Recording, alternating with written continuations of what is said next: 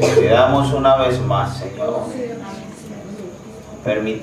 por permitirnos estar en el puesto del deber, Señor. Como dijo el salmista, preferiría, aunque fuera tan solo un día en los atrios de tu casa, que 1000 fuera de ella, Señor. Oh Señor, y eso que los atrios significaban solamente el patio de la entrada al tabernáculo, Señor.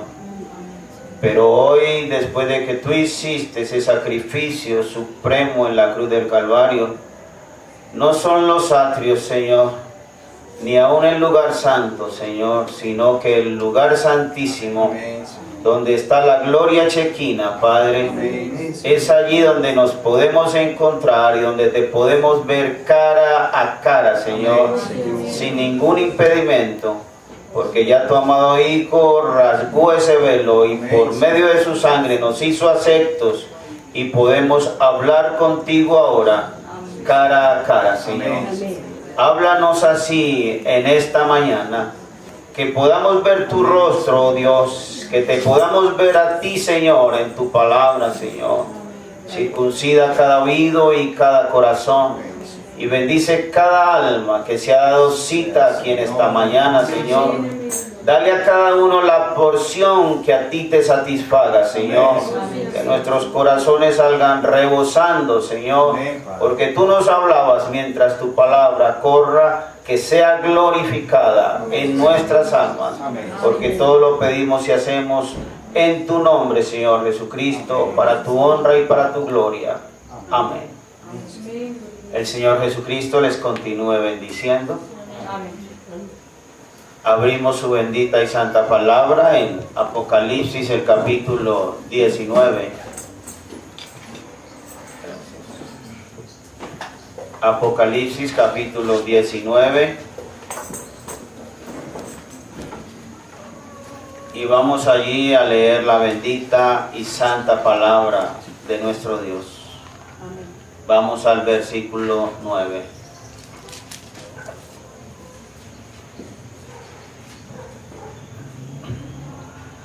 Apocalipsis capítulo 19, versos 9 y 10. Amén, hermanos. Amén. Leamos mejor. Leámoslo desde el verso 1, 19:1. Después de esto oí una gran voz de gran multitud en el cielo que decía: Aleluya, salvación y honra y gloria, poder son del Señor Dios nuestro, porque sus juicios son verdaderos y justos, pues ha juzgado a la gran ramera que ha corrompido a la tierra con su fornicación, y ha vengado la sangre de sus siervos de la mano de ella. Otra vez dijeron: Aleluya, y el humo de ella sube por los siglos de los siglos. Y los 24 ancianos y los 4 seres vivientes se postraron en tierra y adoraron a Dios que estaba sentado en el trono y decían: Amén, aleluya. Y salió del trono una voz que decía: Alabad a nuestro Dios todos sus siervos y los que le teméis, así pequeños como grandes. Y oí como la voz de una gran multitud, como el estruendo de muchas aguas, y como la voz de grandes truenos que decía: Aleluya, porque el Señor nuestro Dios Todopoderoso reina. Gocémonos y alegrémonos, y démosle gloria, porque han llegado las bodas del Cordero, y su esposa se ha preparado. Y a ella se le ha concedido que se vista de lino fino, limpio y resplandeciente, porque el lino fino es las acciones justas de los santos. Amado Dios, bendice la lectura de tu palabra, Señor. Ahora estos textos, danos el contexto en nuestros corazones, porque lo pedimos en tu nombre. Amén. Pueden tomar sus lugares, hermanos y hermanas, bienvenidos cada uno de ustedes a la casa del Señor en esta mañana. Nos gozamos cada que estamos en su casa, ¿verdad? Bien, esta mañana vamos a hablar sobre las bodas del Cordero. Ese es nuestro tema en esta mañana y espero que Dios nos ayude. Voy a leer del mensaje Las bodas del Cordero que predicó el santo profeta de Dios, la página 13, y allí voy a leer del versículo 81 en adelante. Dice así el profeta de Dios: ahora la boda en un sentido es un tipo. El matrimonio terrenal aquí es un tipo de la boda celestial. Ahora repasemos eso por unos momentos. Lo primero que se requiere es que se debe tomar una decisión. Amén. ¿Qué se necesita para casarse? Tomar una decisión. Lo primero que se necesita en la boda natural es que se tiene que tomar una decisión. La joven tiene que tomar su decisión si es que ella desea a este joven. Y el joven si es que desea a la joven. Se tiene que tomar una decisión. Y usted tiene que tomarla. Ella tiene que ser la única mujer en todo el mundo que usted ama. Y él tiene que ser el único hombre. Si no es así, entonces usted ha tomado una decisión incorrecta. Y de esa manera es que se toma la decisión a favor de Cristo. Lo primero que usted tiene que hacer es decidirse si va a servir a Dios y aceptarlo a Él como su Salvador, o si no lo va a hacer. Amén. ¿Va usted a servir al mundo o va usted a servir a Cristo? Usted tiene que decidirlo. Amén. ¿Recuerdan lo de la bienaventuranza? Amén. Lo del libre albedrío. Amén. Tenemos que rendirlo a Dios. Amén. Se tiene que tomar una decisión. Cuando usted decide que va a servir a Dios o a Mamón, luego usted escoge, pero la decisión se tiene que tomar. Y luego, después de que ha tomado la decisión de que usted lo hará, entonces viene el compromiso. Eso lo encuentra usted en el altar. Usted tiene que hacer un compromiso antes de que esta unión sea posible. Y así es con la iglesia de Cristo. Tiene que haber un compromiso con Cristo, un juramento, un compromiso, una relación amorosa. Y luego lo que sigue es que se hacen las promesas. Tienen que hacerse las promesas el uno al otro. Es como cuando usted hace la promesa: cariño, si te casas conmigo, prometo que te seré fiel y leal. Yo no miraré a ninguna otra mujer, o yo no miraré a ningún otro hombre. Y yo cumpliré todo en cuanto al deber como esposa. Si tenemos hijos, se hará todo el deber como madre. Yo seré ama de casa. Se tienen que hacer todas estas promesas, o así debe ser en un matrimonio correcto. Y es igual cuando usted viene a Cristo. Señor, si me recibes en tu reino, yo te prometo, ahí lo tienen. Amén. Yo te amaré, te seré fiel, yo te serviré día y noche. Es una lástima que nos olvidamos de eso. Yo te serviré día y noche, ayunaré, lloraré, te seré fiel, traeré mis diezmos al alfolí, yo voy a orar muchas veces al día, yo haré lo que sea, yo te prometo todo mi amor. Amén. Eso es lo que usted debe hacer, eso es exactamente correcto, que usted promete eso. Y debe venir de su corazón. Amén. Si le promete eso a su esposo y usted no es sincera de corazón, definitivamente usted no está viviendo correctamente con él. Esa es una relación como cristalizada. Y cuando nos comprometemos con Cristo, si nosotros no llegamos a ser parte de él, como la mujer debe llegar a ser parte del hombre y el hombre parte de la mujer, entonces somos cristianos artificiales. En realidad no lo somos. Usted realmente no está casado con esa mujer.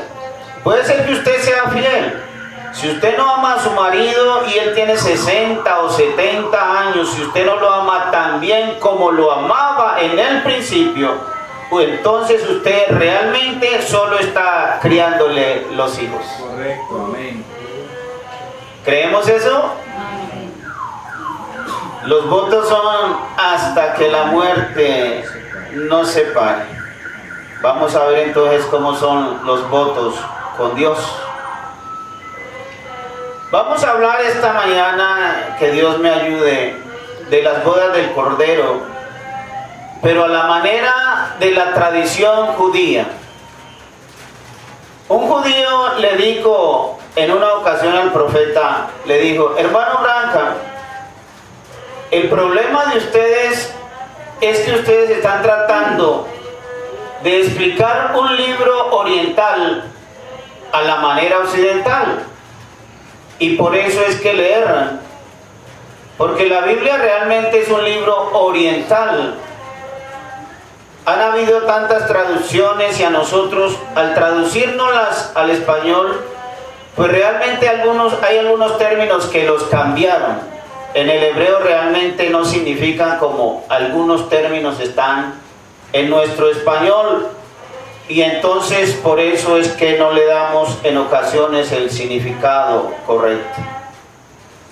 Entonces, hablando de las bodas del Cordero, realmente cuando la Biblia nos habla del regreso de Cristo, cuando la Biblia nos habla de un matrimonio, nos está hablando de la unión y Cristo desde el mero comienzo de la palabra. Desde el mero Génesis está anunciado el matrimonio entre Cristo y la iglesia. Vamos a ver si el apóstol Pablo nos dice eso. Efesios capítulo 5 versos 31 y 32.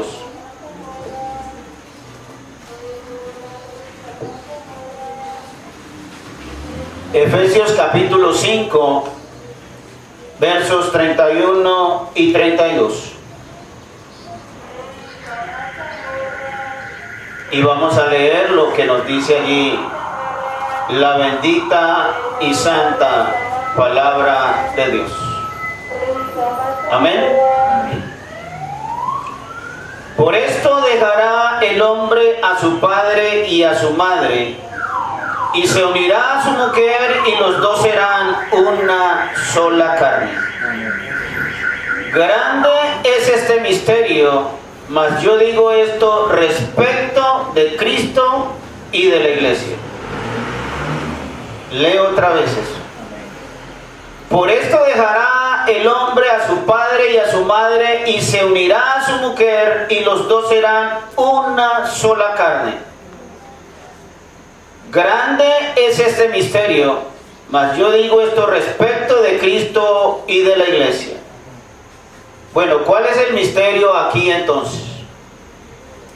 El misterio es que al casarse hay que dejar a papá y a mamá, o el misterio es el matrimonio de Cristo y la iglesia. Porque si dejar a papá y mamá después de casarse fuera un misterio, yo no veo ningún misterio en eso. Pero realmente cuando leemos eso así, si lo tomamos así literal, le estamos errando, porque no es eso lo que quiere decir. Voy a poner un ejemplo y voy a ser un poco dramático aquí. Se va a casar una pareja y digamos que la joven es única hija y ella vive con su anciana madre. Entonces, en el momento de contraer su matrimonio, si ella entonces tiene que cumplir con esto, como dice aquí, como lo entendemos nosotros, al momento de casarse ella tendría que dejar sola a su mamá, ¿verdad? Pero resulta de que esa joven es el sustento de esa anciana madre. Resulta de que esa anciana madre no tiene sino a esa hija. Entonces, ¿será que la Escritura nos está diciendo eso?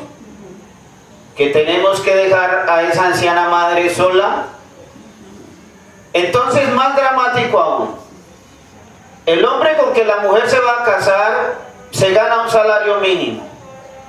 Ustedes saben para lo que alcanza, ¿no?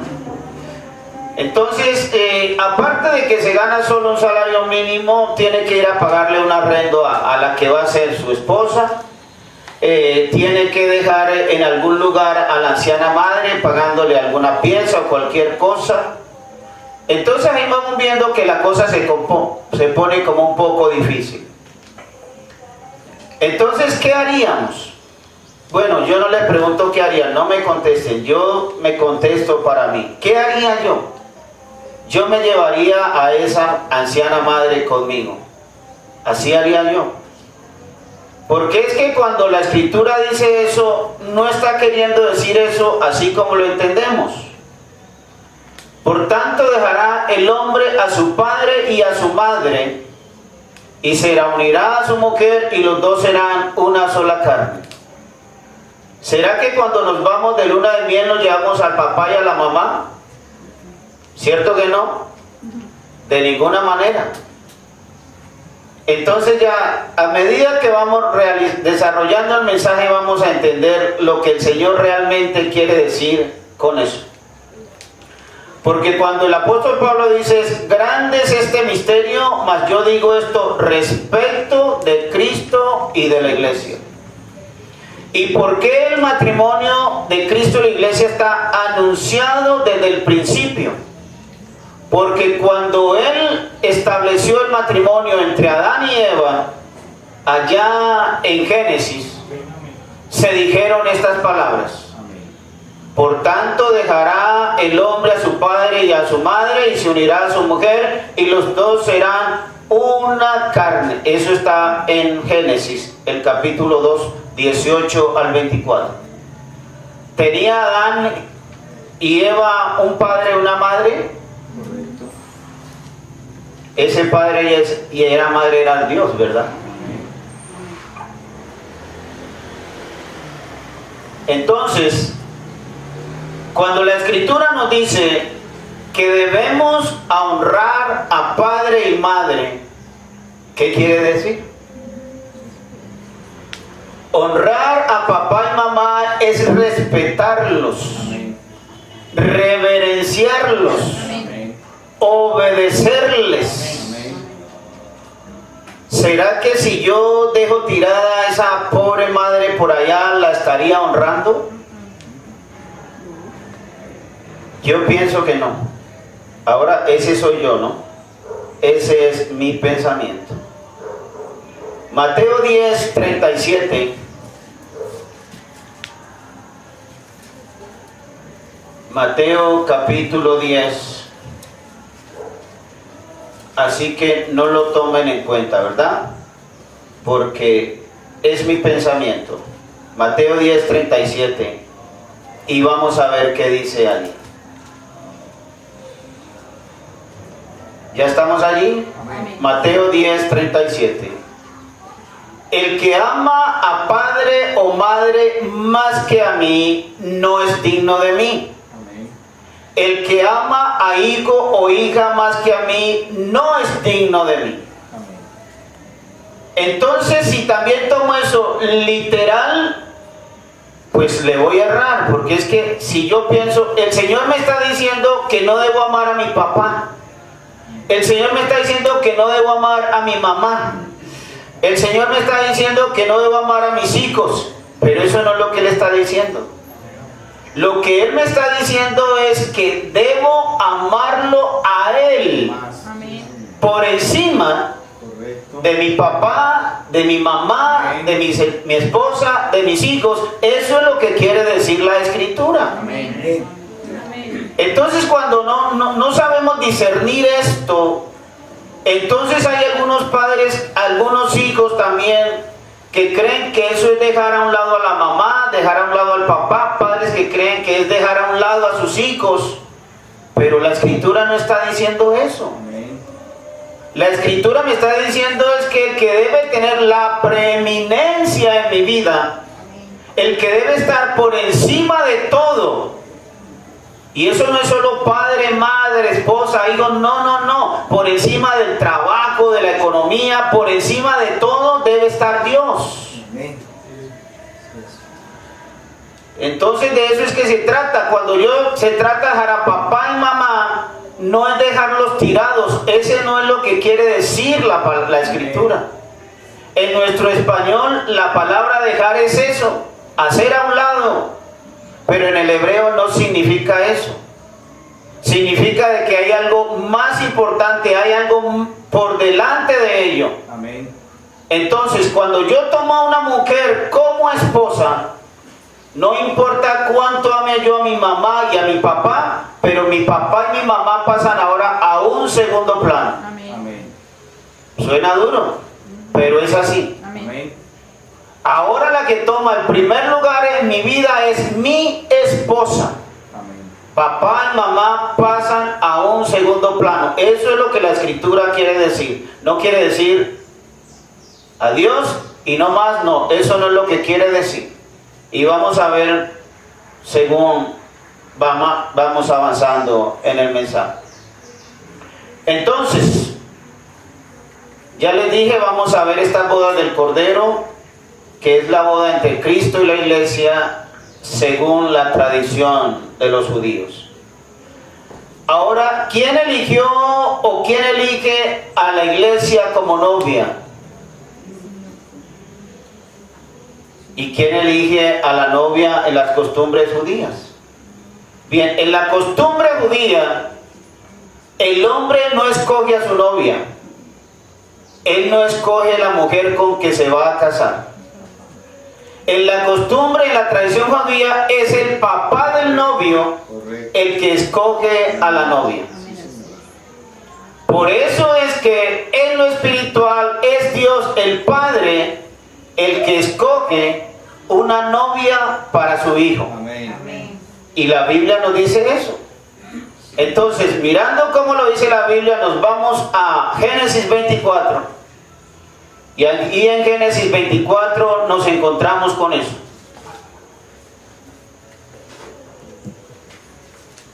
Para que se nos vaya abriendo ya el panorama respecto a esto. Entonces recuerde lo que el profeta de Dios dijo: si no es Biblia, no lo reciba. Amén. Lo que no sea Biblia, no le pare bolas. Génesis 24. Y vamos al verso 1. Era Abraham ya viejo y bien avanzado en años, y Jehová había bendecido a Abraham en todo. Y dijo Abraham a un criado suyo, el más viejo de su casa, que era el que gobernaba en todo lo que tenía: pon ahora tu mano debajo de mi muslo, y te juramentaré por Jehová, Dios de los cielos y Dios de la tierra, que no tomarás para mi hijo mujer de las hijas de los cananeos entre los cuales yo habito, sino que irás a mi tierra y a mi parentela, y tomarás mujer para mi hijo Isaac. El criado le respondió: quizá la mujer no querrá venir en pos de mí a esta tierra. ¿Volveré pues a tu hijo a la tierra de donde saliste? Y Abraham le dijo: guárdate que no vuelvas a mi hijo allá.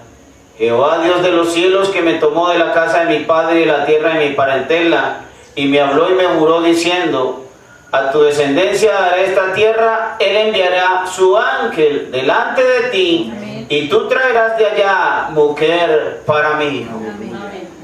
¿Quién buscó la esposa para Isaac? Fue su padre, Abraham. Él fue el que buscó una esposa para su hijo Isaac. ¿Conocía Isaac la mujer con que se iba a casar? No. Isaac no la conocía. ¿Conocía a Rebeca al hombre con que se iba a casar? No conocía al hombre que se iba a casar. Entonces aquí en este cuadro el profeta de Dios nos dice: Abraham aquí es tipo de Dios. Amén. Dios el Padre. Amén. Amén. Enviando a buscar una esposa para su hijo Isaac. Amén. Isaac aquí es tipo de Cristo. Amén. El Hijo de Dios. Amén. Eliezer aquí es tipo del mensajero. Correcto. Lo cual representa al Espíritu Santo, tipo del mensajero. Amén. O sea, en nuestro día sabemos cuál es nuestro mensajero. Amén. El que vino a buscar una novia. Amén. Para el Señor Jesucristo. Amén. Ese es nuestro precioso profeta, el hermano Branca. Amén. Y Rebeca es tipo de la iglesia, tipo Amén. De la novia. Amén. Entonces nosotros podemos darnos cuenta que todo el tiempo fue así. Era el padre el que buscaba la esposa para su hijo, no era el hijo el que buscaba a su esposa. Amén. Ahora, esto nos habla entonces a las claras de que nosotros somos una elección de Dios. Amén. Nosotros no buscamos a Dios. Amén. Él nos buscó a nosotros. Amén. Él nos encontró a nosotros. Gloria a Dios. Vamos a la palabra. Evangelio según San Juan, capítulo 15, verso 16. San Juan 15, 16. Y nos dice allí la bendita palabra de Dios. No me elegisteis vosotros a mí, sino que yo os elegí a vosotros, y os he puesto para que vayáis y llevéis fruto, y vuestro fruto permanezca, para que todo lo que pidieras al Padre en mi nombre, Él os lo dé. Amén. ¿Lo elegimos nosotros a Él? No, Señor. No, Él nos eligió a nosotros desde antes de la fundación del mundo. Amén. Entonces, como dice el profeta de Dios, usted no fue salvo el día que aceptó al Señor como su Salvador. Eso era simplemente haciéndolo porque nosotros ya éramos escogidos desde antes de la fundación del mundo, cuando Él nos eligió a nosotros. Entonces, hablando de decisiones, Rebeca tenía que tomar una decisión. Amén. ¿Cómo se le va a aparecer un hombre en su casa y le va a decir que está buscando una esposa para su señor? Y después de darle unos presentes y después de quedarse allí y pasar la noche en esa casa, ella toma una decisión por ese hombre al cual no conocía.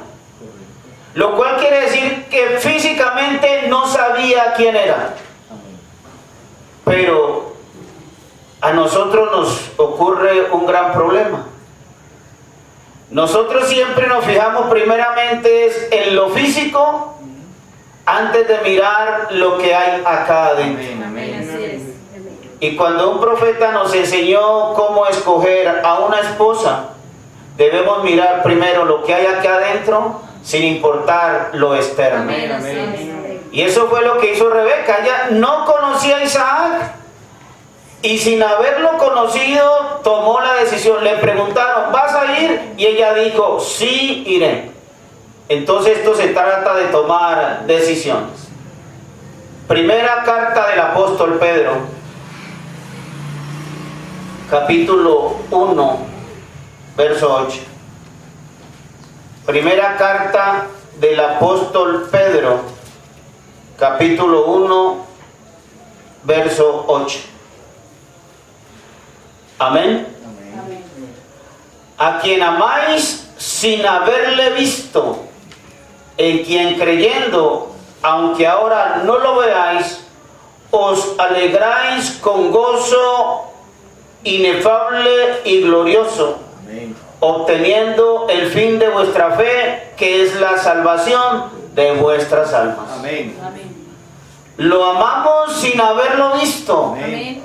Y la Escritura dice, bienaventurado el que creyó sin haber visto. Amén. Amén. Bendito sea el nombre de nuestro Señor Jesucristo. Amén. Gloria a Dios. Entonces, se trata de tomar una decisión. Amén. Y cuando nosotros tomamos una decisión por seguir a Dios, la decisión es, el voto con Dios es, aquí ya no es ni hasta que la muerte nos separe. No, aún ni la muerte nos puede separar. Amén. Después de que le damos ese voto a Dios, ni la muerte nos puede separar de ese voto. Amén. Absolutamente. Porque la muerte antes es, al contrario, es el carruaje que nos lleva más rápido a Él. Bendito sea su santo nombre. Amén. Gloria a Dios. Entonces ahora, según las costumbres judías en una boda, una vez elegida la novia, la mujer que iba a ser la esposa de aquel hombre, se establecía algo, se establecía un precio. Entonces ese precio le llaman la dote. Dote es un precio, o sea, pagar un precio. Y ese precio era un valor que se tenía que pagar por la mujer para casarse. Entonces diríamos, bueno, ¿y en la Biblia dónde está eso? ¿Recuerdan cuando Jacob se iba a casar? Correcto. Bueno, él se enamoró ¿de quién? De Raquel. Cuando él se enamoró de Raquel, entonces el que iba a ser su suegro le dijo, bueno, si la quieres a ella, me vas a tener que pagar una dote. Y ese precio son 7 años Correcto. de trabajo. Amén.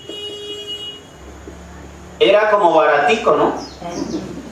7 años de trabajo tenía él que pagar por Raquel. Y trabajó los 7 años. Sí, Señor.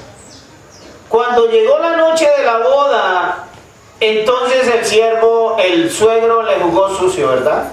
No vamos a leerlo porque ustedes ya conocen la historia.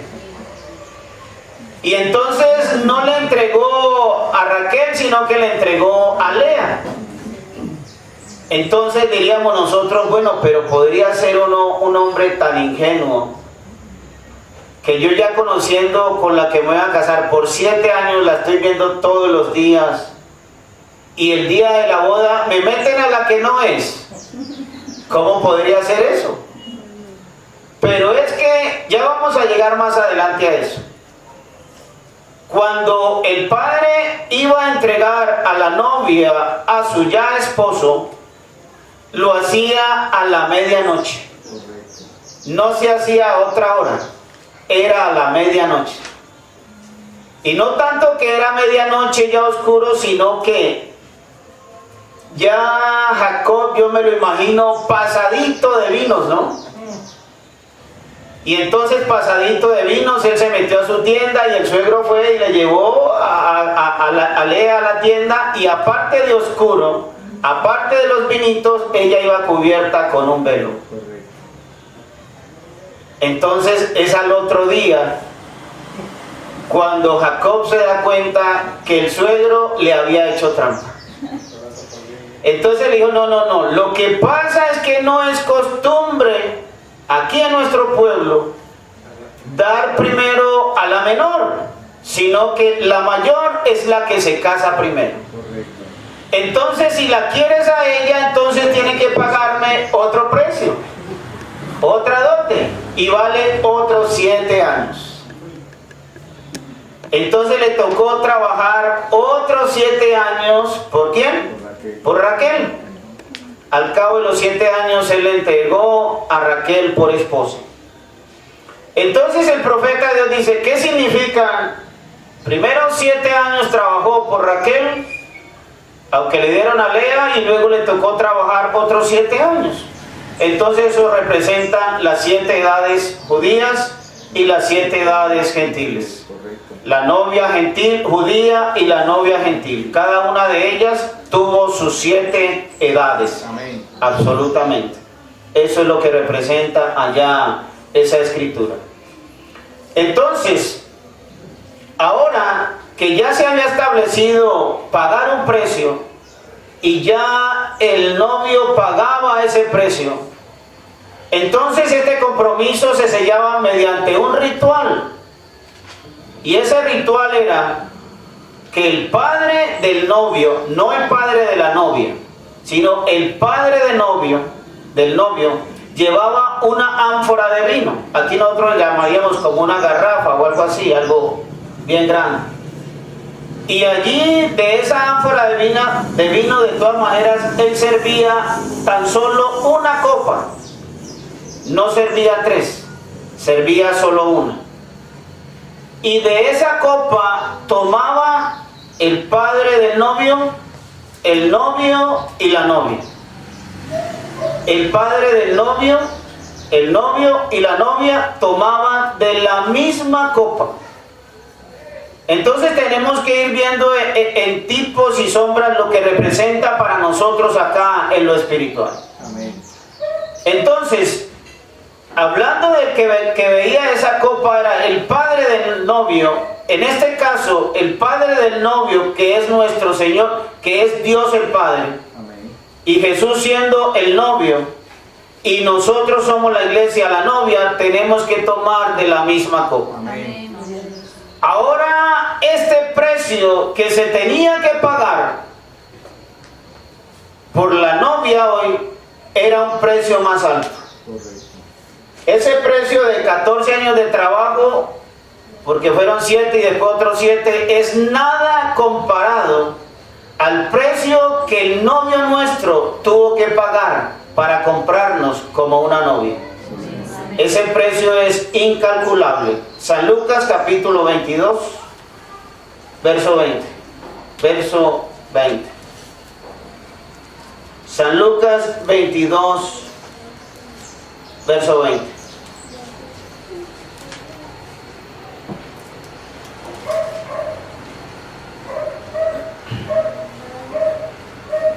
Amén.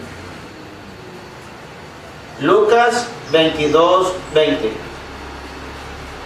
De igual manera, después que hubo cenado, tomó la copa diciendo: esta copa es el nuevo pacto en mi sangre que por vosotros se derrama. ¿Qué representaba esa copa de vino? Por eso les dije, era solo una copa, no más de vino. Representaba para nosotros hoy que el precio, o sea, la dote que el novio, que es el Señor Jesús, iba a pagar por nosotros era su propia sangre. Amén. Pero él aquí en sus discípulos, con sus discípulos allá en la cena, les dice que tomen de esa copa. Porque esa copa representa el nuevo pacto y es el pacto de su sangre que es derramada por nosotros. Amén. Amén. Y entonces, ¿qué tiene que ver el Padre en esto? O sea, hablando de Dios.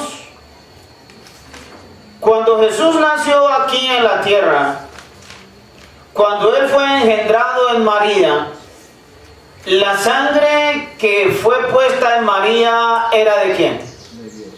Era la sangre de Dios. Correcto. Él fue el que puso allí su propia sangre. Amén. Por eso es que la sangre de ningún hombre nacido de sexo podía redimirnos a nosotros. Amén. Entonces Él iba a poner el precio, y el precio que Él puso fue el derramamiento de la sangre de su propio Hijo, que no era otra cosa sino la sangre de Dios, porque no era sangre puesta por ningún hombre. Amén. Entonces eso es lo que representa esa copa. Cuando ellos toman esa copa, es el padre del novio, el novio y la novia, que son los tres que están comprometidos en el trato. Así que eso es lo que significa eso. Entonces, en la última cena que tuvo el Señor con sus discípulos, mostró cuál sería el pago que Él daría por su novia, y Él la compraría, era a precio de su sangre. Pero cuando le tocó a Jesús beber esa copa, ¿recuerdan que Él no la bebió allí? Él tomó la copa y le dio a sus discípulos. No dice que tomó de la copa, no. Tomó la copa y le dio a sus discípulos. Fueron sus discípulos los que tomaron la copa. Pero Él dijo: yo no volveré más a tomar del vino de la vid hasta que lo beba nuevo con vosotros en el reino de mi Padre. Amén. ¿Por qué Jesús no tomó esta copa allí?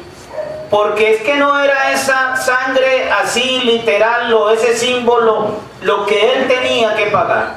Vamos ahí mismo a San Lucas, en el capítulo 22, y vamos a leer el verso 42.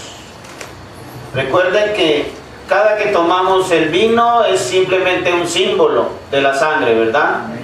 No es como la iglesia romana, que dicen que eso es la sangre literal y la hostia es el cuerpo literal. Eso no es de esa manera. Lucas 22, 42. Leamos lo del 39, pero discúlpenme. Y saliendo se fue como solía al monte de los olivos, y sus discípulos también le siguieron. Cuando llegó a aquel lugar les dijo: orad que no entréis en tentación. Y él se apartó de ellos a distancia como de un tiro de piedra, y puesto de rodillas oró diciendo: Padre, si quieres, pasa de mí esta copa, pero que no se haga mi voluntad sino la tuya. Amén. Él no quería beber esa copa, porque es que esa copa significaba el derramamiento de su propia sangre, lo cual significa que esa copa que él no quería beber era que él no quería morir. El hermano Branham dice, él humanamente él era humano, y dice, y él era joven. Y él hubiera querido vivir más, y él quería de pronto haberse casado. Pero, dijo él, que no se haga mi voluntad, sino la tuya. Amén. Entonces le tocó beber esa copa. ¿Y cuál era la copa? La sangre que él iba a derramar por los pecados de la humanidad. Amén. Así que ese fue el precio que él pagó por su novia. Amén. Nosotros somos comprados a precio de sangre, Amén. nada menos que por la sangre derramada de nuestro Señor Jesucristo. Primera carta a los Corintios, capítulo 6 y verso 20. Primera carta a los Corintios, capítulo 6, verso 20. Y dice así la bendita palabra del Señor: porque habéis sido comprados por precio, glorificad pues a Dios en vuestro cuerpo y en vuestro espíritu, los cuales son de Dios. Amén. El precio que se pagó por nosotros es tan alto que el apóstol Pablo nos dice aquí que debemos glorificar a Dios en nuestro cuerpo y en nuestro espíritu. Amén. La palabra nos dice que debemos de vivir irreprensibles en cuerpo, en alma y en espíritu. Amén. Debemos ser irreprensibles. Entonces no es aquello que dicen de que Dios no se fija en lo de afuera, que a él le interesa lo de adentro. Eso parece verdad, pero no es la verdad. A él sí le interesa lo de adentro, pero cuando él cambia eso de adentro tiene que mostrarse también por fuera. Amén. Amén. Así es. Porque si yo por fuera me muestro de algo diferente a lo que un cristiano debe ser, significa que adentro no ha sido cambiado absolutamente nada. Amén. Gloria a Dios. Entonces cuando él cambia adentro, entonces también el hombre exterior empieza a cambiar. Amén. Absolutamente. Entonces debemos ser irreprensibles, debemos guardarnos irreprensibles en cuerpo, alma y espíritu. Amén. Para la venida de nuestro Señor y Salvador, el que nos compró a precio de sangre. Amén.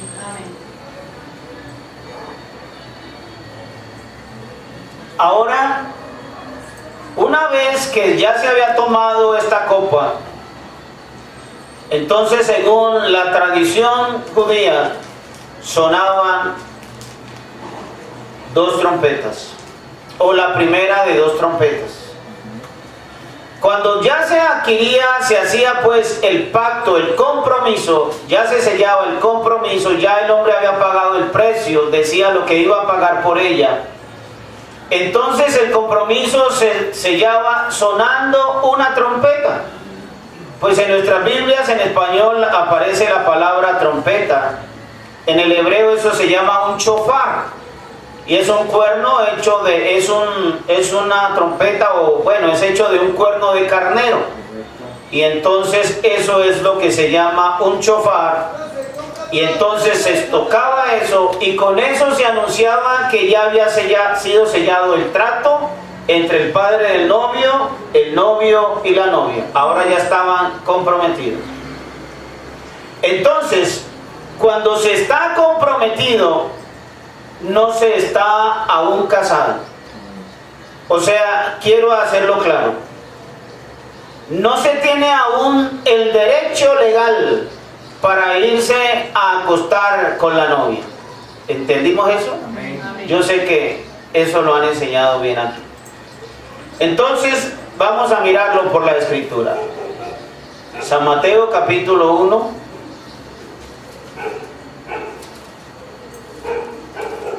Y el verso 18.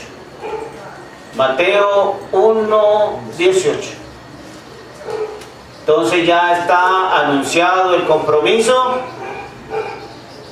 Ya están desposados. Pero vamos a ver qué dice la Escritura. Mateo 1, 18. El nacimiento de Jesucristo fue así. Estando desposada María, su madre, con José, antes que se juntasen, se halló que había concebido del Espíritu Santo. ¿Estando qué? Desposada. Ahora la palabra desposada o desposado, desposada, quiere decir comprometida. Correcto. O sea, ya está comprometida para ese hombre.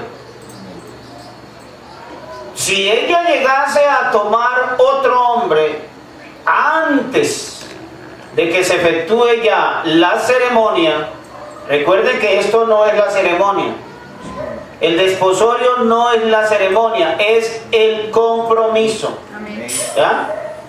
El desposorio es el compromiso. Entonces, es un compromiso que no se podía romper. Por eso es que cuando José se dio cuenta de que su esposa, su prometida estaba encinta, él quiso dejarla secretamente. ¿Y por qué quiso dejarla secretamente? Porque él no quería traer reproche sobre ella. Porque la ley era muy clara. A una mujer que había cometido tal falta como esa, la iban a tomar y la iban a apedrear hasta la muerte.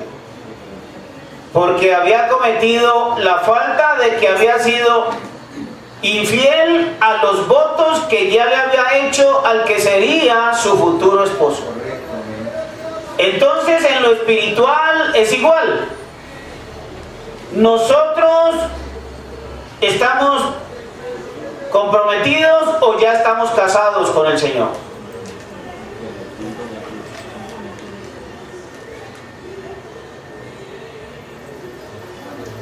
Nosotros estamos como María. Estamos desposados. Estamos comprometidos con Cristo. Amén, así es. Porque si ya estuviéramos casados, no nos llamaríamos novia. Entonces tendríamos que llamarnos esposa. Amén. Entonces somos la novia del Señor porque estamos comprometidos con Él, porque estamos desposados con Él. Y si estamos comprometidos con Él, así como María tenía que ser fiel a esos votos para con su novio José, nosotros como cristianos sabemos de que al estar comprometidos con Dios, tenemos que serle leal y fiel a esos votos. Amén.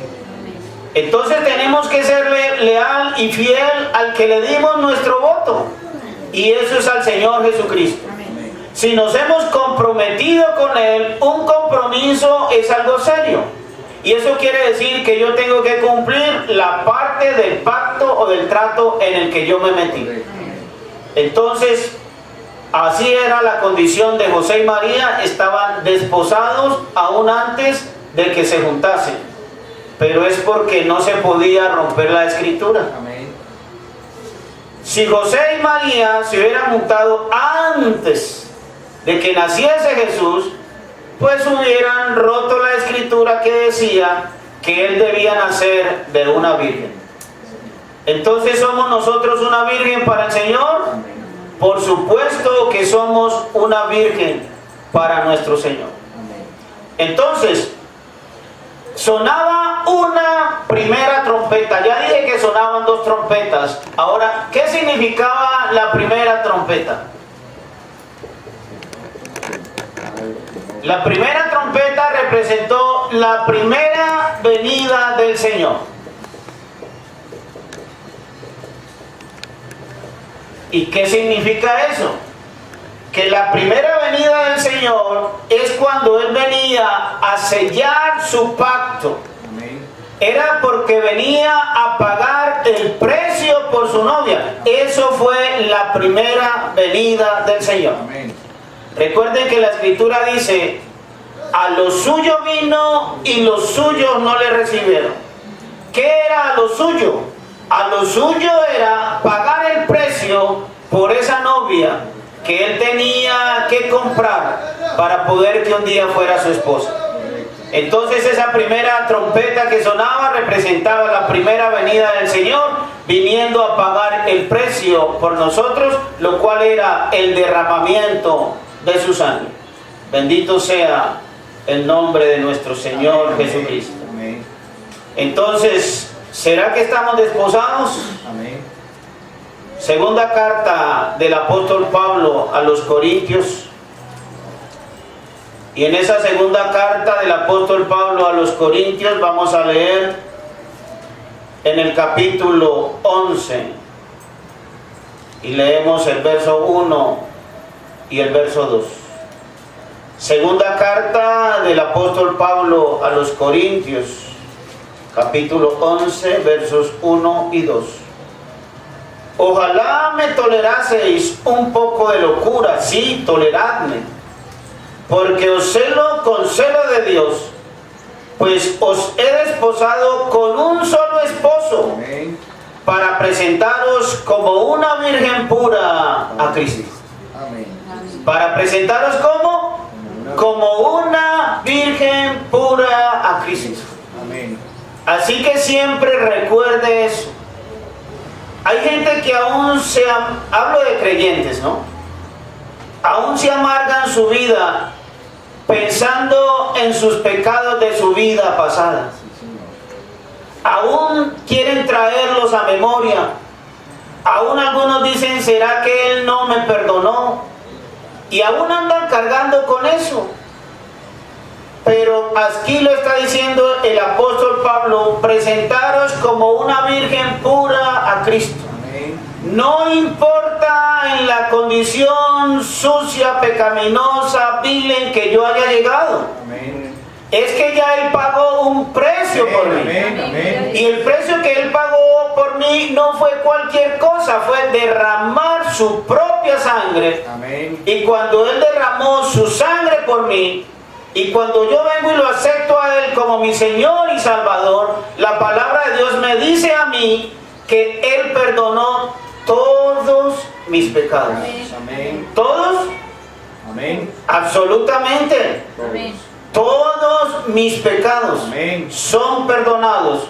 Cuando yo le creo, le acepto y me bautizo en su nombre, todos mis pecados son perdonados, porque si no, no me podría presentar limpio y puro delante de Él, porque el que me limpia, el que me purifica, es Él mismo. Amén. Por su sangre es que nosotros somos limpiados.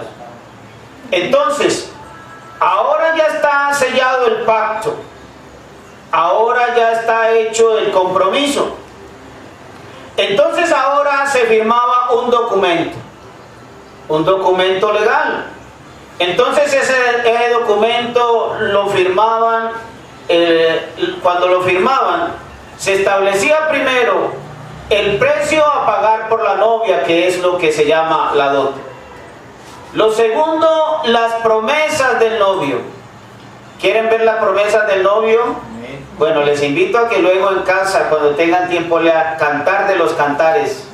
Eso es las promesas del novio a su novia. Y también allí mismo están los derechos de la novia, el Cantar de los Cantares. Por eso ese himno lo cantábamos, ¿verdad? Ya poco se escucha, ya poco lo escucho, pero verdad que lo cantábamos bastante Si entendiéramos el significado, el cantar de los cantares es la novia. Y ahí están las promesas del novio para la novia, y ahí están los derechos de la novia. Ahí está el cantar de los cantares. Y eso era lo que se firmaba en este documento. Cuando se firmaba este documento, entonces eso ahí quedaba establecido. El precio que se iba a pagar por ella, las promesas del novio para la novia y los derechos de la novia. Eso en hebreo tiene un nombre de ¿qué? Ketubá. Y eso quiere decir el documento. Un documento legal que quería decir que estaban comprometidos en matrimonio. Y eso ya no se podía borrar de ninguna manera. Ya el compromiso, el pacto estaba hecho y sellado cuando se tomaba esa copa y cuando sonaba esa primera trompeta. Ahora, cuando ya el novio había aceptado a aquella mujer con la que se iba a casar, entonces ahora, después de haber sellado el pacto, lo que seguía era que él era el encargado de ir a construir el hogar, la casa donde iba a vivir con su futura esposa. Vamos a ver si el Señor nos dijo eso a nosotros. Evangelio según San Juan, capítulo 14.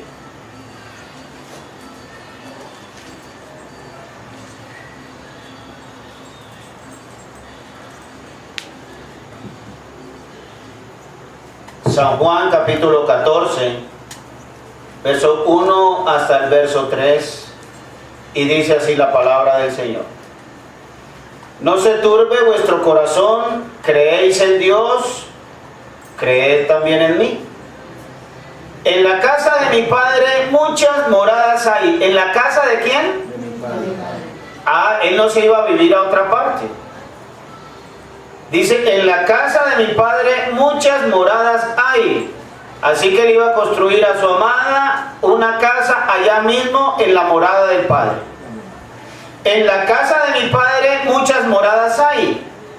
Si así no fuera, yo os lo hubiera dicho, voy pues a preparar lugar para vosotros. Y si me fuere y os preparare lugar, vendré otra vez y os tomaré a mí mismo, para que donde yo estoy, vosotros también estéis. Amén. ¿Dónde dice él que está nuestra morada? Dice, en la casa de mi Padre. Así que él nos va a llevar a vivir a la casa de su padre. Cuando Jacob se casó, Jacob no se fue a vivir a otra parte. Él se quedó viviendo allí mismo. Solo que hizo una tienda aparte para él y su esposa, pero vivía allí mismo con su suegro. ¿Ven lo que les quería decir ahora? Que así literal, si tomamos eso, dejará padre y madre y pensamos que eso es dejarlos a un lado, no es esa la aplicación espiritual que la Escritura quiere decir. Entonces, en la casa de mi Padre muchas moradas hay. Si así no fuera, yo lo hubiera dicho, voy pues a preparar lugar para vosotros. Entonces, él es el que se ocupa. El novio aquí en la tradición judía oriental, él es el que ocupa de construir la casa para su novia. Él se ocupa de eso, construir la casa para su novia. Entonces, ahora el novio, nuestro novio, el Señor Jesucristo, se fue a prepararnos la casa. La pregunta es, ¿qué debemos hacer nosotros como novia mientras Él está preparando ese lugar? ¿Qué debemos hacer? ¿Qué se quedó haciendo Rebeca?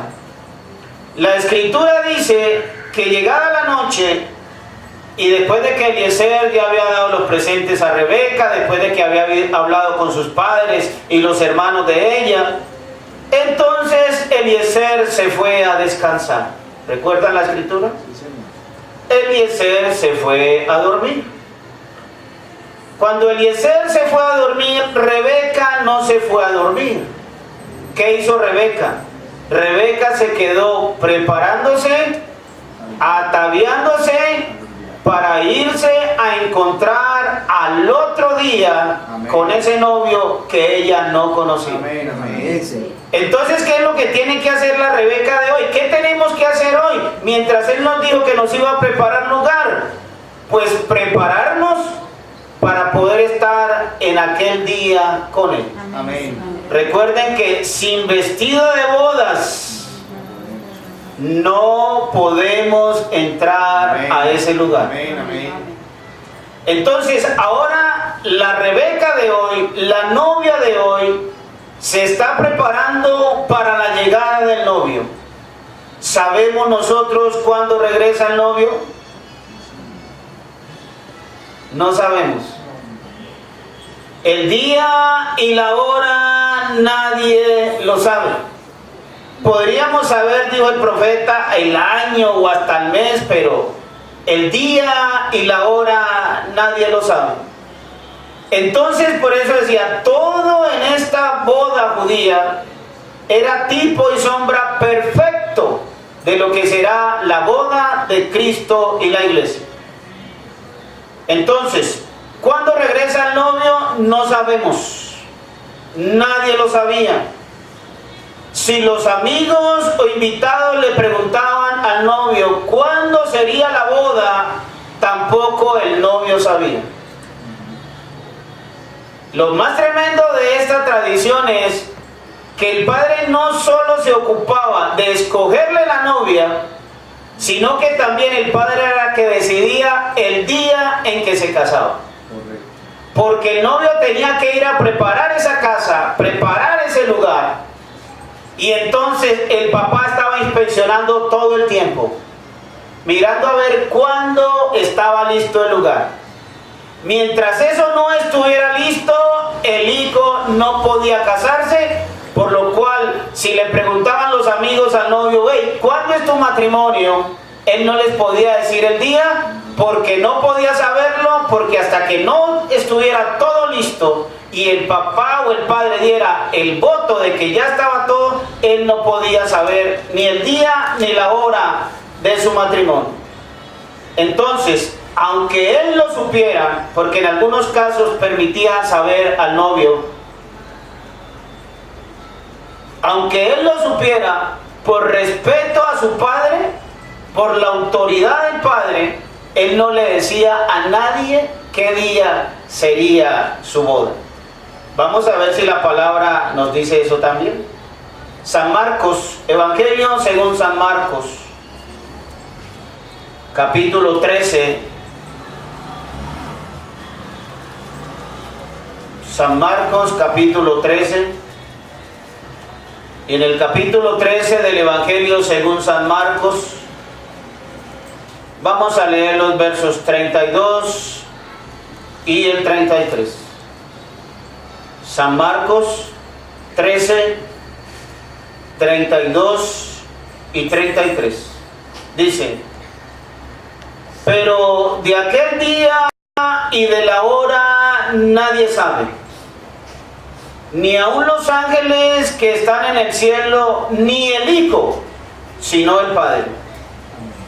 Mirad, velad y orad, porque no sabéis cuándo será el tiempo.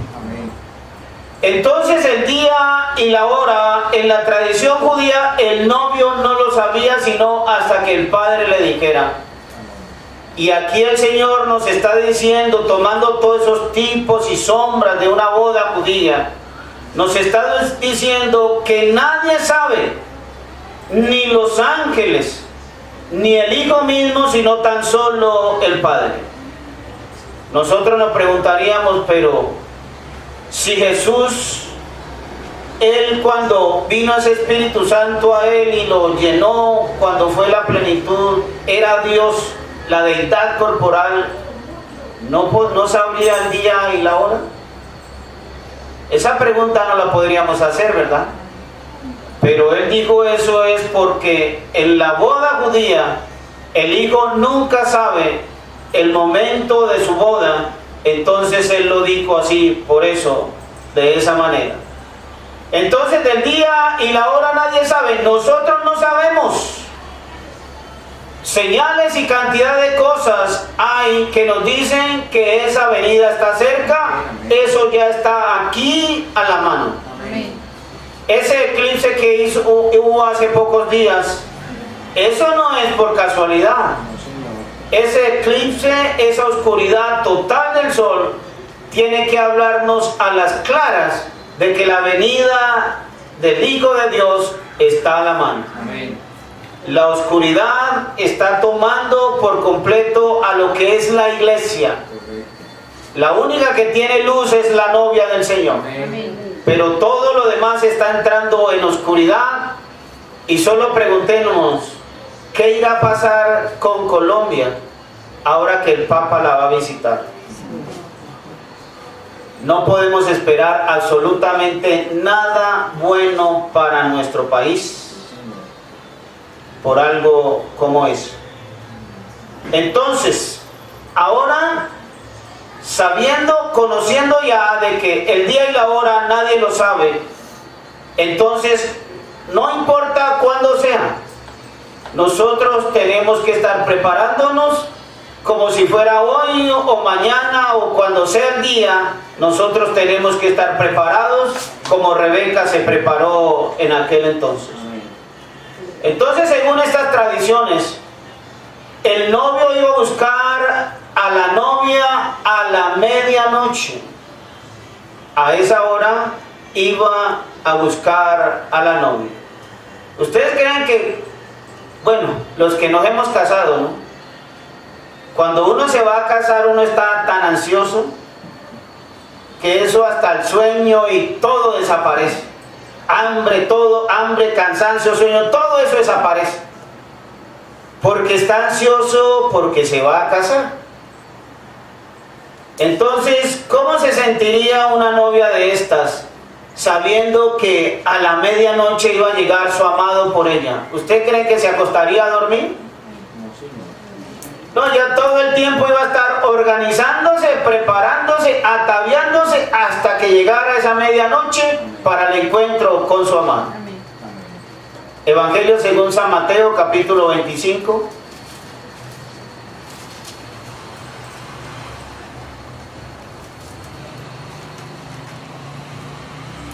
Y leemos del verso 1 en adelante.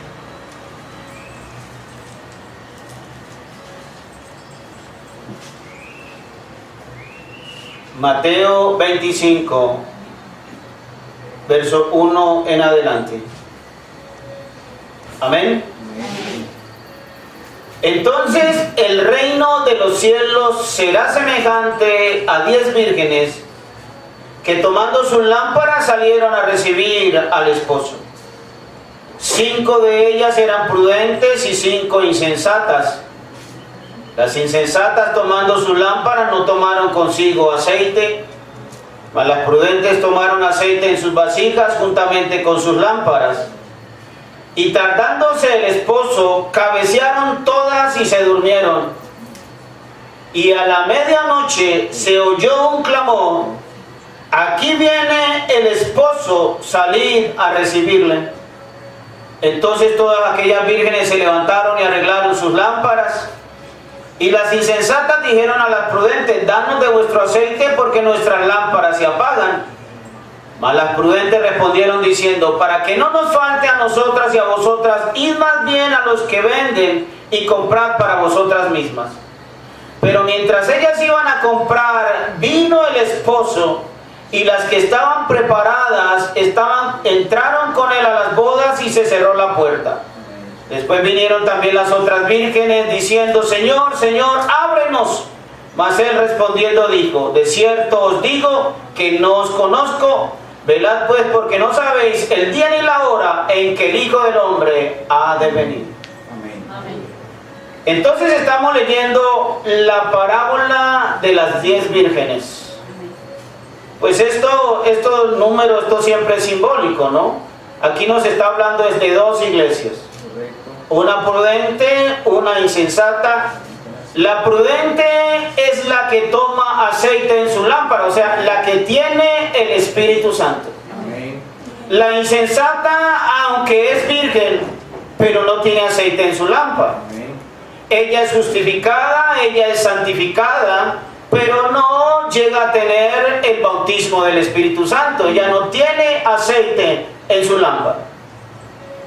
Entonces, a la medianoche es cuando se oye el clamor, porque dice, tardándose el esposo. ¿Cuánto se ha tardado el esposo? El esposo se ha tardado 7 vigilias. Se ha tardado 7 edades de la iglesia. Por eso todas cabecean y se duermen. Hablamos de un sueño físico, que es las que han dormido a través de todas las 7 edades. Pero a nosotros, los que estamos en pie ahora, nos podemos dormir espiritualmente. Pero nosotros debemos estar velando, porque necesitamos el Espíritu Santo para poder irnos con el esposo. Amén. ¿Y a qué hora llega el esposo? Dice, y a la medianoche se oyó un clamor. Aquí viene el esposo, salir a recibir. Amén. Dice el profeta de Dios, ¿qué es la medianoche? La medianoche, dice, es el Concilio Mundial de Iglesias. Dice, es la unión de la iglesia romana con todas las iglesias protestantes. Eso es la medianoche. Entonces, así como el mediodía, al mediodía usted mira hacia arriba y el sol está en todo su cenit, está en todo su esplendor, es cuando más él calienta.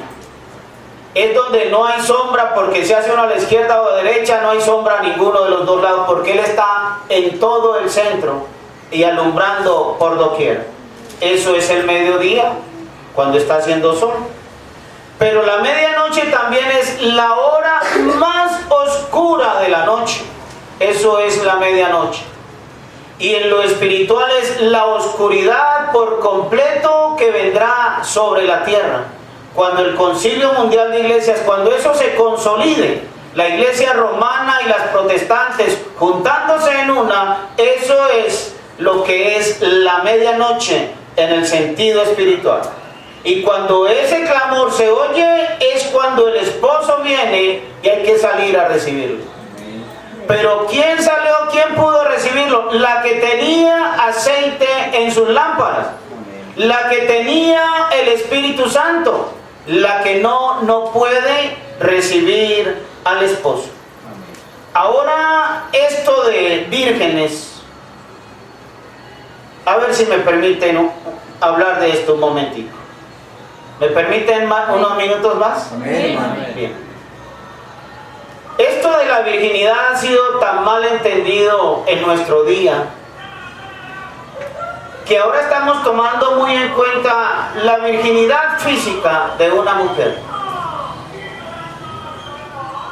En el Antiguo Testamento, cuando se hablaba de la virginidad de una mujer, era esa virginidad física. ¿Amén?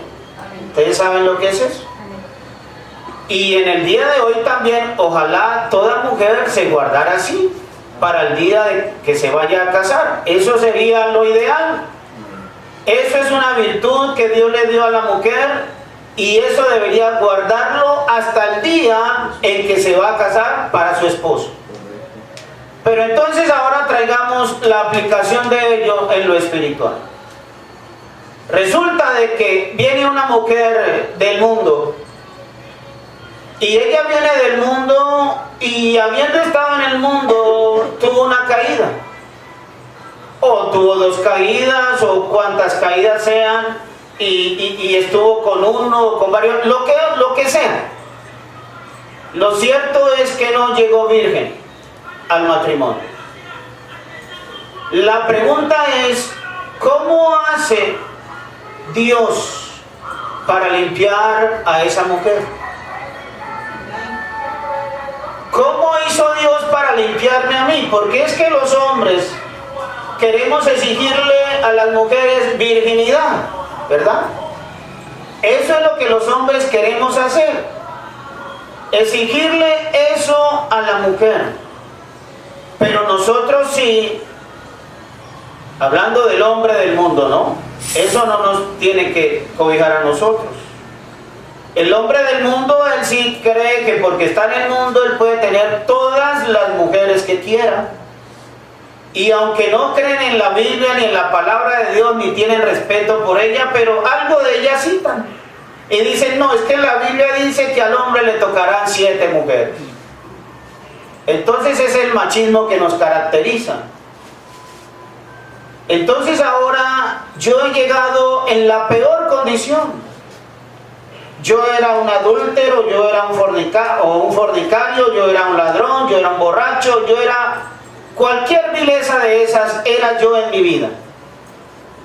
Pero cuando yo llego al Señor, lo acepto por su palabra, le creo a su palabra, me arrepiento y me bautizo en su nombre, ¿qué pasa conmigo?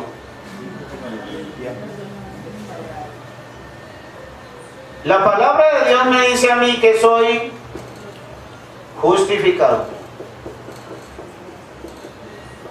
Justificado quiere decir sin culpa. La palabra justificado quiere decir como si yo nunca lo hubiera hecho. Eso es estar justificado. Como si yo nunca lo hubiera hecho. Pero entonces, ¿voy a aplicar eso para mí solo como hombre? ¿O será que una mujer que puede haber llegado de la peor manera, se le aplicará eso también? Por supuesto. Es que si yo creo que todos mis pecados son perdonados, son todos mis pecados. Ahora, después de esa etapa de justificación, viene una etapa de limpieza. ¿Qué es lo que nos limpia? La sangre. La palabra de Dios hoy es su sangre. Y eso es lo que nos limpia. Así que si la palabra me limpia a mí, eso quiere decir que me hace santificado. ¿Y quién es alguien santificado? Alguien apartado. ¿Pero apartado de qué? De todo lo que es pecado, de todo lo que es el mundo. Ese es alguien que está santificado. Ahora ya Dios me santificó a mí como hombre y a usted como mujer. ¿Está limpia o no? Y aparte de eso, luego viene Dios y le pone el Espíritu Santo. ¿Es usted virgen o no es virgen? Estoy hablando espiritualmente. Porque es que allá era natural. Y vuelvo y repito para que no me entienda mal. Toda mujer debería conservarse así. Y más si usted es una hija de Dios y está en esa condición, consérvese así, limpia y pura para el Señor. Amén. Pero estaba hablando de las mujeres que no tuvieron la oportunidad de llegar así. Entonces, ¿qué la limpia ahora? Es la sangre que la limpia. Ahora el Espíritu Santo a usted la hace una virgen. ¿O qué es lo que acabamos de leer? Parábola de las 10, ¿qué? ¿Vírgenes las dos? Aún la virgen fatua. Aún ellas son vírgenes, así dice la Escritura y así dice el profeta. Aún ellas son vírgenes. Dice, ¿y por qué son vírgenes? Porque son justificadas y son santificadas. Y en realidad uno encuentra gentes en las denominaciones viviendo una vida más limpia que muchos de los que nos decimos ser creyentes de este mensaje. Amén, Señor. Entonces hay mujeres y hombres limpios en esos lugares. Pero a nosotros se nos exige más que eso. A nosotros se nos exige que tengamos aceite en la lámpara. Y el aceite en la lámpara es el Espíritu Santo morando en nuestro corazón. Entonces, por la virgen insensata no tener aceite en su lámpara, es que a ella le tocará quedarse en la gran tribulación. Allí es donde será el lloro y el crujir de dientes. Entonces, ¿qué es lo que me hace virgen a mí? Es que yo llegué siendo una prostituta. Recuerden que la iglesia es femenina y está compuesta de hombres y mujeres, pero es femenina. Porque si no se diría el iglesia, ¿cierto? ¿No se dice así? Se dice la iglesia porque es mujer. Se dice la novia porque es mujer. Entonces ahora ya yo llegué y ya Él me limpió. Él me restauró. Él me hizo una virgen para Él. Entonces ahí es donde yo no entiendo, que Dios me perdone si me equivoco, yo no entiendo por qué si una hermana, una mujer llega en esa condición, pero ya ahora es una hermana redimida por la sangre del Señor, ¿por qué se le tiene que venir a restregar eso? Yo no lo puedo entender. Y se ha hecho un daño tan grande en esto, Dios que es mi testigo sabe que se ha hecho un daño tan enorme, que porque un hombre le dice a su pastor que él tiene un llamamiento al ministerio, quizá ni lo tenga. Quizás sea solo un hombre elocuente, un hombre que sabe expresarse bien, entonces se puede creer que por eso tiene un llamado al ministerio. Entonces, porque él cree que tiene un llamado al ministerio, dice, yo me voy a conseguir una mujer virgen, porque si no, no puedo ser un ministro. Caramba, que Dios me perdone, les estoy diciendo. Entonces yo solo me quedo pensando y digo, Dios mío. Entonces, ¿qué es lo que hace esto por nosotros? Si esto no me limpió, si esto no me hace una nueva criatura, y si yo soy una nueva criatura, ¿no dice que todo lo demás ya quedó atrás, que eso ya es viejo? Amén. Entonces en una ocasión le decía yo a un hermano, hermano fulano, dime una cosa. Tenemos aquí, hablando de nosotros cristianos aquí como iglesia, como novia del Señor. Entonces le decía yo, tenemos aquí una hermanita que llegó pura, limpia al mensaje. Llegó virgen, físicamente hablando, ¿no? Físicamente es una virgen. Y acá tenemos otra que no llegó así, ya no es virgen. Pero a esta que es virgen físicamente, Dios no le ha dado el Espíritu Santo, ni siquiera se lo va a dar jamás. Pero esta que llegó de una manera que se mira vil y despreciable, no solo la limpió, sino que le dio el Espíritu Santo. Le preguntaba yo a él, ¿con cuál de las dos te casarías? No me responde. Pero esa pregunta se la hice, ¿con cuál de las dos te casarías? Una mujer, por virgen que sea físicamente, si no tiene el Espíritu de Dios en ella, puede arruinar el ministerio de un hombre. Pero esta mujer, por vil que haya llegado, llena del Espíritu Santo, será una bendición en el ministerio de ese hombre. Ahora ese soy yo, ¿no? Así, de esa manera lo creo, y por eso lo enseño así. Porque el profeta de Dios dice, si usted no enseña las cosas como cree, usted es un hipócrita. Entonces uno debe pararse por sus convicciones. Y así, de esa manera lo creo, que eso es lo que nos hace a nosotros vírgenes. Cuando Dios viene y nos limpia, nos da el Espíritu Santo, eso me hace a mí una virgen. Y entonces ahora la misma escritura me dice a mí, lo leímos en Apocalipsis 19, la primera escritura que leímos. ¿Qué vestidura nos ha dado? Son de lino fino. ¿Y de qué color son? Blancos, limpias y resplandecientes. ¿Y quién era yo? Lo peor, lo más bajo, lo más vil. Y me saca el del basurero, me restaura, me redime. ¿Ahora qué es restaurar? Volver algo a su estado original, volverlo a su dueño original, que es redimir, rescatar lo que estaba perdido. Me restaura, me redime, y me van a seguir diciendo que estoy sucio o sucia. Usted no acepte eso. Usted acepte lo que Dios ha hecho por usted, por su medio de su sangre y de su Santo Espíritu. Ya terminando, vamos a Tesalonicenses, primera carta de Tesalonicenses, capítulo 4, versos 16 y 17.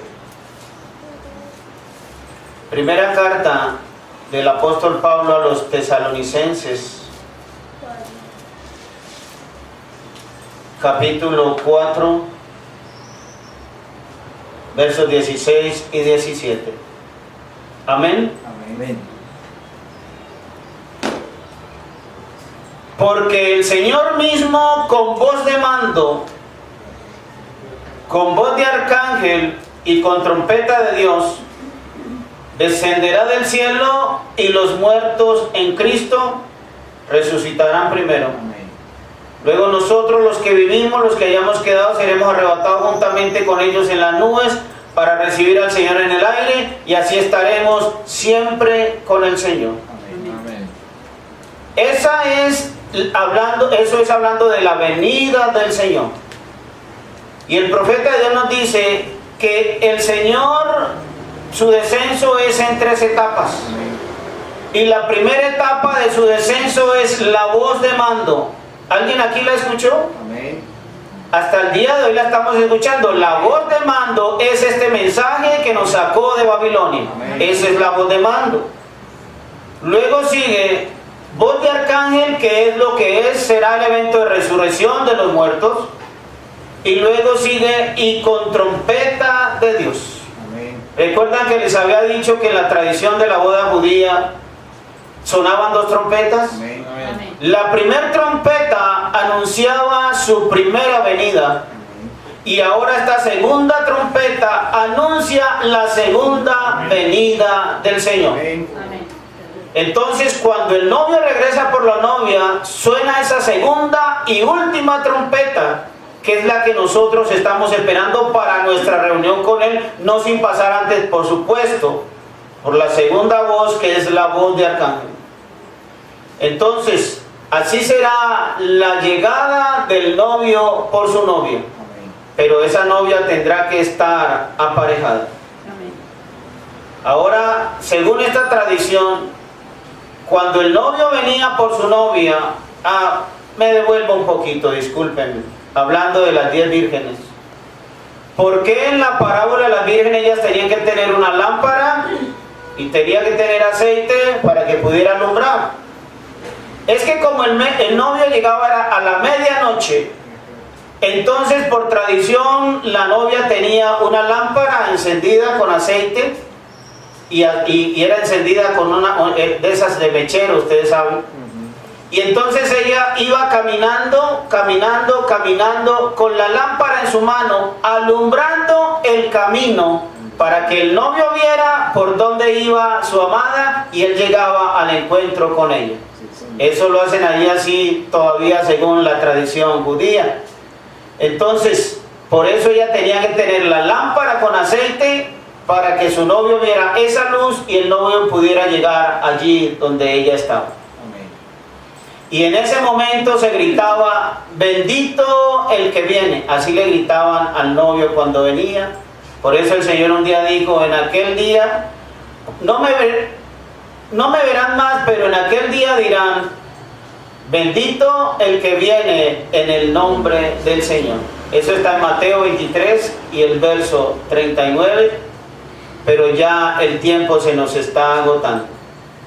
Entonces ahora, en el momento en que él se encontraba con su novia, ahora es cuando él la llevaba a su cámara nupcial, o sea, allí a esa vivienda, lo que él mismo había construido para ella, él la llevaba allí a ese lugar. Eso en el hebreo se le llama la jupá, cámara nupcial, y allí tenía que el novio llevar a su novia. Entonces, cuando el Señor venga por su novia y nos lleve a nosotros en el rapto, será cuando Él será coronado como Rey de Reyes. Amén. Amén. Nosotros ahora decimos que Él es el Rey de Reyes. Y suena bonito, pero no es todavía. ¿Por qué no es todavía? Un día, uno de los mensajeros, Martín de Tours, estaba allí escribiendo, estaba con su tintero y su pluma, así como en ese tiempo.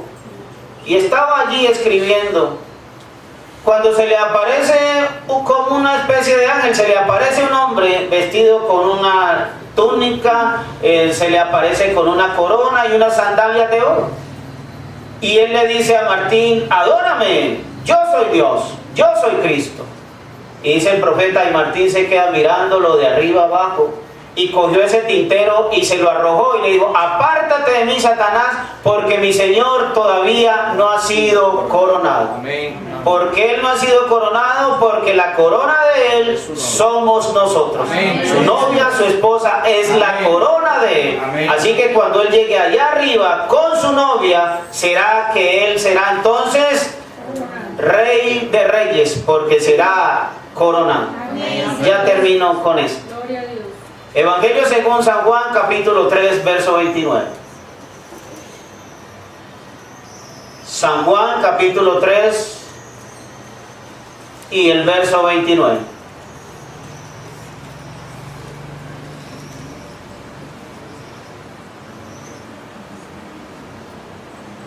Amén. Amén. El que tiene la esposa es el esposo, por supuesto. El que tiene la esposa es el esposo. Mas el amigo del esposo que está a su lado y le oye, se goza grandemente de la voz del esposo. Así pues, mi gozo está cumplido. Pero ve usted que si nosotros leyendo esto así de esa manera, nos quedamos sin entendimiento.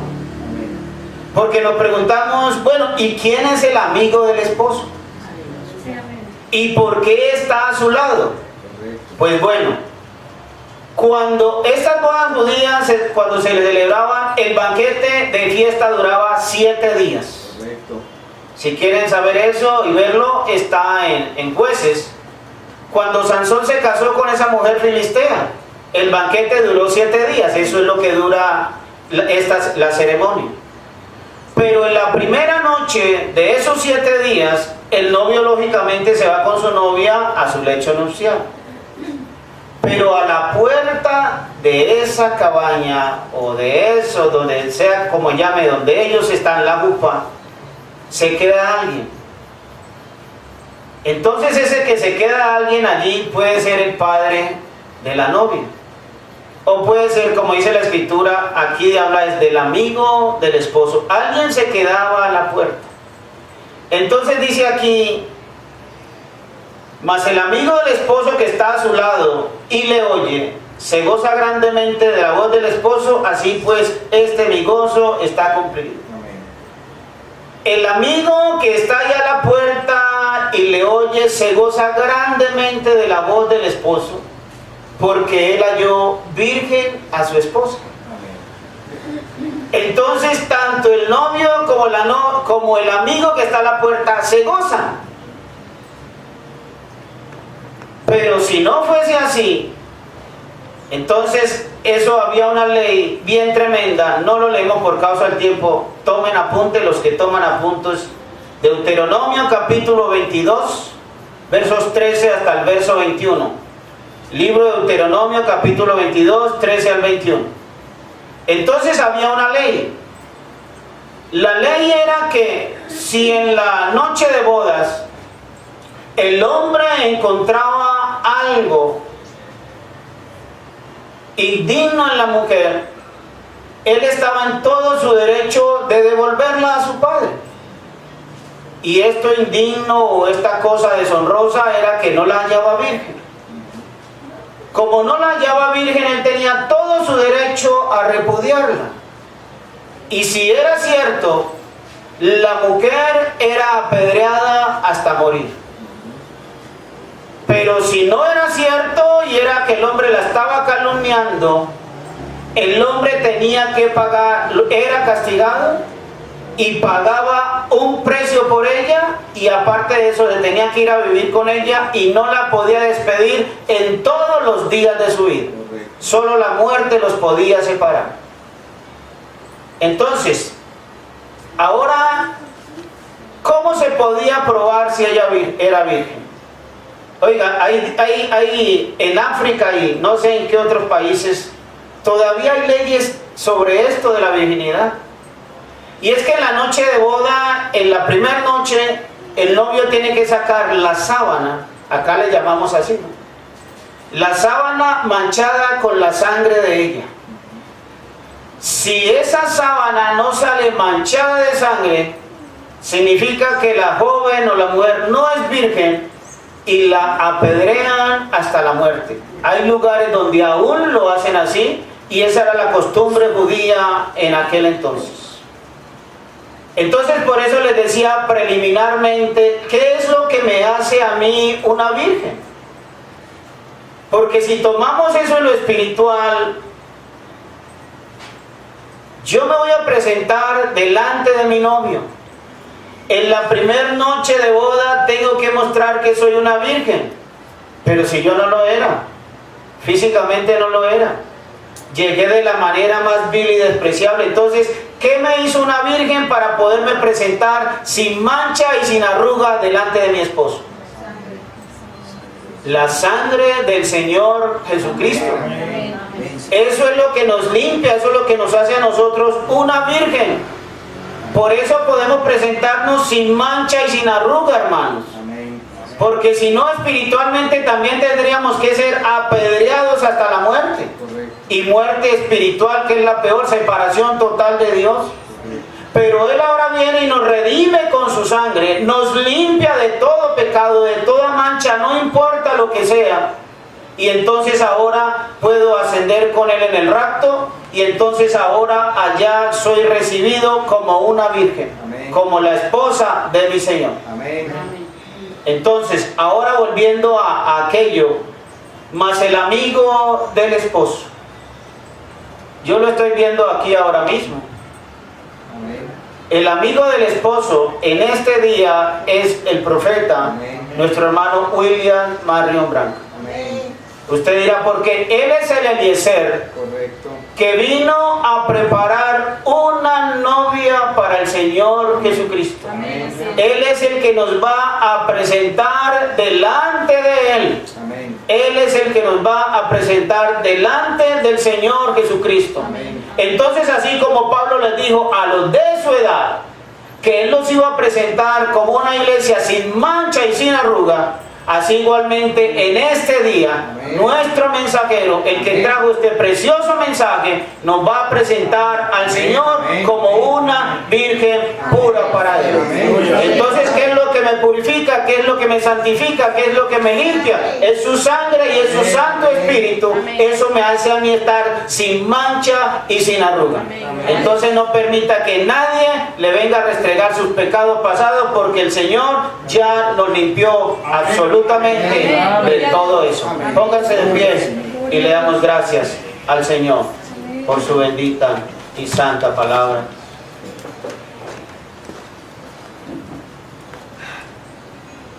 Allí en pie como están, voy a leer algo antes de que oremos.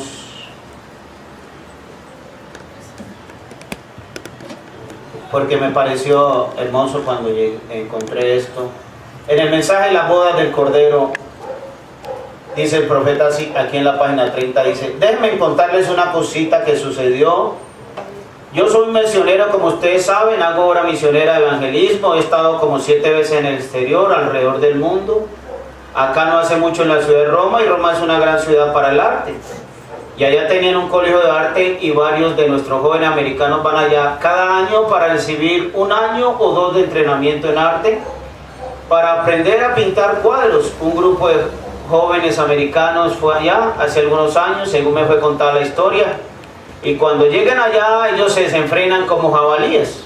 Cuando están en Roma ellos hacen como Roma, salen y beben y se desvisten y de todo, y andan en ese alboroto, tanto los muchachos como las muchachas. Y había un cierto colegio, y a este cierto colegio llegó un grupo de jóvenes americanos. Y casi todos hacían lo mismo, menos una cierta muchachita. Ella no toleraba eso en lo absoluto, ella no salía. En la noche ella leía mientras todos andaban afuera bebiendo. En el día ella trabajaba, estudiaba. Bueno, ella era el hazmerreír de todo el colegio. Y ella se guardaba como una dama, se portaba como una dama. Aunque había muchachos romanos y de todo por allí los cuales querían que saliera, ella se rehusaba. No, señor, ella se quedaba allí con sus lecciones, aprendiendo a dibujar, a pintar. Mejor dicho, ella permanecía en eso. Finalmente un conserje anciano en el lugar continuamente la observaba, viendo que ella era muy diferente, aunque él era un católico romano, la observaba continuamente el comportamiento de ella. Una tarde la joven en el parque donde quedaba el estudio, o el lugar donde tenían el colegio, ella salió a caminar por el colegio y subió a la cima del cerro y el sol se estaba poniendo.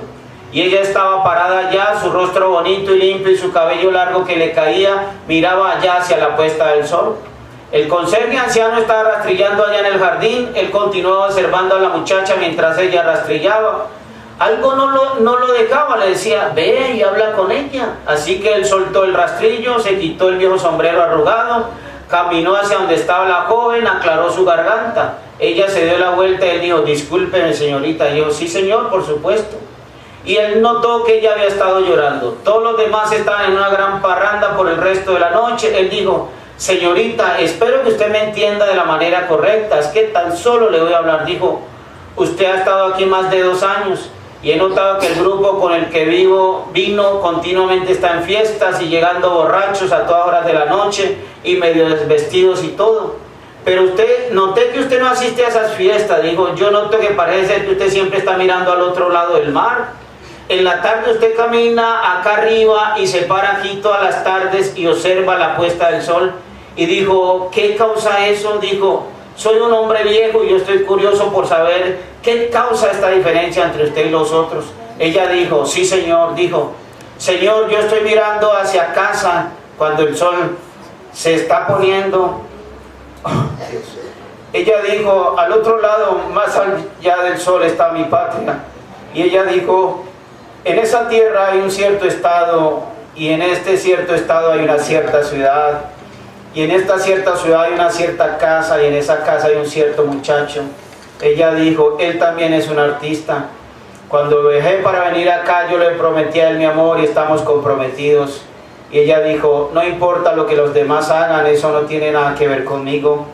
Dijo, prometí vivir fiel y correctamente. Y ella dijo, estoy anhelando el día cuando sienta que estoy sobre las alas de ese gran avión que me llevará al otro lado del mar y me pondrá en el aeropuerto donde él se encontrará conmigo.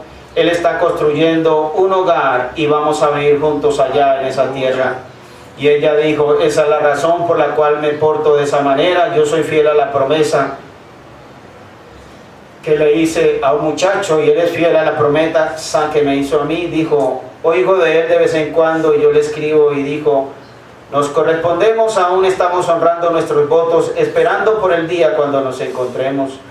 Oh, ¿cómo le serviría eso a un verdadero cristiano? Amén. El apartarse de todas las cosas del mundo, Sí, Señor. y algún día hablar de llegar al puerto sobre las alas de una paloma. Aleluya. Él viene por una novia, una que no tiene que ver con el mundo, las cosas del mundo. Ella está lavada en la sangre del Cordero. Amén. Ella le ha prometido su amor únicamente a él. Amén. El amor del mundo ha desaparecido y muerto para ella. Las bodas del Cordero han llegado y su novia se ha preparado. Amén. Señor Jesús, Dios y Padre Santo, Señor, que tan solo entendiéramos lo que eso significa, Señor. Es un ejemplo así natural, Señor, de un hombre y una mujer terrenos. Se escucha tan hermoso. ¿Cuánto más será eso que nos espera a nosotros, Señor? Señor bendito, si en esta mañana hay alguien aquí que haya roto esos votos contigo, Señor, que los renueve, Padre bendito. No le tomes en cuenta ese pecado, Señor. Lávanos con tu sangre, Señor, y renovamos nuestros votos para contigo en esta mañana, Señor. Yo que era como Rahab, Señor, la ramera. Yo que era como la mujer samaritana, Señor. Yo que era como esa Ruth la moabita, Padre. Pero tú no tuviste en cuenta eso, Señor. Tú me perdonaste, me lavaste con tu sangre, Señor, y me has dado tu Santo Espíritu. Gracias, Señor. Limpia nuestras vestiduras si aún son viles, Señor. Y lávalas con tu preciosa sangre, Señor. Que cuando la prueba de nuestra virginidad tenga que ser mostrada, allí la sangre que esté sea la sangre tuya, Señor, la que nos compró a precio de ella, Padre. Ayúdanos, Señor, porque somos tan infieles cuando tú permaneces fiel.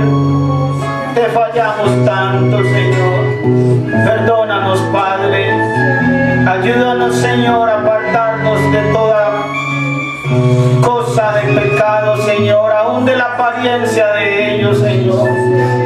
Ayúdanos y enséñanos a perdonar, Señor, a no murmurar. Oh, cómo te fallamos con eso, Señor, cuando tu profeta nos hace tanto énfasis y aún seguimos murmurando de los demás, Señor. Perdónanos. Yo mismo te estoy pidiendo perdón en esta mañana, Padre, y estoy renovando mis votos para contigo si alguna vez los rompí, Señor. Y ayúdanos, Señor, porque lo que nos espera, Señor, al encontrarnos contigo, oh Señor, esto que estamos viviendo ahora no será nada comparado con la gloria que nos espera cuando tú vengas por nosotros. Ayúdanos, Señor. Oh Padre bendito, que todo enfermo, si hay alguien enfermo aquí, salga sanado. Que todo corazón salga restaurado. Si hay alguien aquí que os estaba condenado por sus pecados, que ya tú le perdonaste, pues que así mismo se perdone, porque tú ya los echaste al mar del olvido. Padre de la gloria, gracias por todo y en todo. Gracias, Dios y Padre, por tu amado Hijo, nuestro Señor Jesucristo, al cual enviaste a pagar el precio por nosotros, y que Él mismo bebió esa copa que nosotros debíamos beber, porque nosotros éramos los que estábamos condenados a muerte, pero Él bebió esa copa para que nosotros podamos tener vida. Gracias, en el nombre de nuestro Señor Jesucristo. Amén. Amén. El Señor Jesucristo les continúe bendiciendo.